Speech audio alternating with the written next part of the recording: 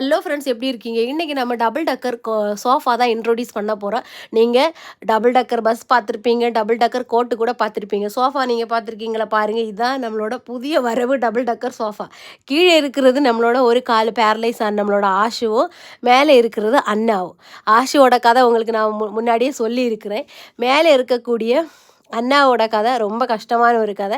அவளை எங்களுக்கு கிடச்சதுன்னா, எங்களோட வீட்டுக்கு பின்னாடி இருக்கக்கூடிய க்ரோஸில் இருந்தால் எங்களுக்கு கிடச்சிச்சு. அவ்வளோ கஷ்டமான ஒரு சூழ்நிலையில தான் அவளை நாங்கள் அங்கேருந்து கூட்டிகிட்டு வந்தோம். ஆக்சுவலாக எங்கள் வீட்டுக்கு பின்னாடி இருக்கக்கூடியவங்க இவளை வீட்டில் வச்சு வளர்த்துட்டு இருந்தாங்க. அவங்களுக்கு எங்கேயோ அவங்களுக்கு ஷிஃப்ட் ஆயிடுச்சு.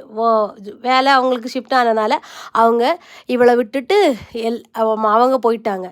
அப்புறம் என்னாச்சுன்னா, இதை வீட்டிலே வளர்த்தனால இதுக்கு என்ன பண்ணணும்னு தெரியாது. இது சாப்பாடு எப்படி போய் எடுக்கிறது, என்ன பண்ணுவோன்னா எல்லார் வீட்லேயும் போய் முன்னாடி அப்படியே பம்மி நின்றுடும். அவங்க என்ன நினைப்பாங்கன்னா, இது கடிக்க வந்துடும், அது பொண்ணு வேற இல்லையா, கடிக்க வந்துடும், குட்டி போட்டுடும்னு சொல்லிட்டு அவங்க துரத்தி விட்டுட்டே இருந்தாங்க. இதுக்கு என்ன பண்ணணுன்னே தெரியல.